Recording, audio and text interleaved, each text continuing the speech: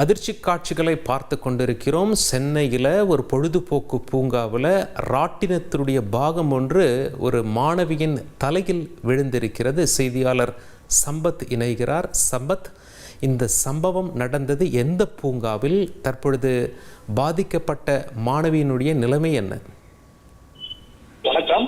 சென்னை கிழக்கு கடற்கரை சாலையில் செயல்பட்டு வரும் பிரபல பொழுதுபோக்கு பூங்கா ஒன்றில் கடந்த 13ஆம் தேதி அன்று சென்னையை சேர்ந்த தனியார் மகளிர் கல்லூரி மாணவிகள் சிலர் பூங்காவிற்கு சுற்றுலா சென்றுள்ளனர். இந்த நிலையில் மாணவிகள் சிலர் உள்ளே இயக்கப்படும் அசுர தாலாட்டு எனப்படும் விளையாட்டு சவாரியில் சென்றுள்ளனர். அந்த நேரத்தில் அந்த தாலாட்டில் முன்னும் பின்னும் செல்லும் கப்பல் போன்ற அமைப்பு கொண்ட அந்த ரயிலில் மாணவிகள் மகிழ்ச்சியாக விளையாடி கொண்டிருந்த போது கப்பலின் மைய பகுதியில் பொருத்தப்பட்டிருந்த ராட்சச கூடை போன்ற பொருள் ஒன்று திடீரென சரிந்து மாணவிகள் மீது விழுந்துள்ளது.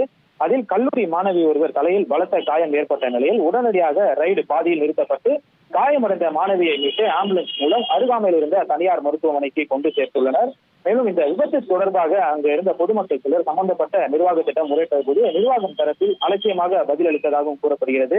அதேபோல் அங்கு சுற்றுலா சென்றிருந்த வாடிக்கையாளர் ஒருவர் தனது நண்பர்களை யதார்த்தமாக செல்போனில் வீடியோவாக பதிவு செய்து கொண்டிருந்த போது இந்த விபத்து நடைபெற்ற காட்சியும் பதிவாகிய நிலையில் அப்போது அந்த வீடியோ காட்சி சமூக வலைதளத்தில் வேகமாக பரவி வைரலாகி வருகிறது. குழந்தைகள் முதல் பெரியவர்கள் வரை மகிழ்ச்சியாக கட்டணம் செலுத்தி செல்லக்கூடிய இந்த பொழுதுபோக்கு பூங்காவில் ஏற்பட்டிருக்கக்கூடிய விபத்து என்பது பாதுகாப்பிற்கு கேள்விக்குறியாக உள்ள நிலையில் அரசு உரிய நடவடிக்கை எடுக்க வேண்டும் எனவும் பொதுமக்களுடைய கோரிக்கையும் எழுந்துள்ளது. தற்பொழுது மாணவியினுடைய நிலைமை என்ன சம்பத்? இப்போ மருத்துவமனையில் இருக்காங்களா அல்லது குணமாகி வீட்டுக்கு வந்துட்டாங்களா? காயம் ஆழமாக இருக்கிறதா? மருத்துவர்கள் சொல்வது என்ன? போலீஸ் சொல்வது என்ன? வழக்கு ஏதேனும் பதிவு செய்யப்பட்டிருக்கிறதா? நிச்சயமாக இந்த விபத்து ஏற்பட்ட சமயம் அந்த மாணவியின் தலையில் பலத்த காயம் ஏற்பட்ட நிலையில் 108 ஆம்புலன்ஸ் மூலமாக அருகாமையில் இருந்த தனியார் மருத்துவமனைக்கு கொண்டு சேர்த்து சிகிச்சை அளிக்கப்பட்டு பின்னர் அந்த மாணவி வீட்டுக்கு திரும்பியுள்ளார்.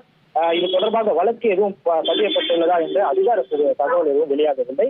நிர்வாகத்திடம் பொதுமக்கள் முறையிட்ட போது அந்த நிர்வாகத்தினரிடம் உரிய பதில் இல்லை என்பது பொதுமக்களின் பிரதான குற்றமாக எழுந்துள்ளது. உங்களுடைய தகவல்களுக்கு நன்றி சம்பத்.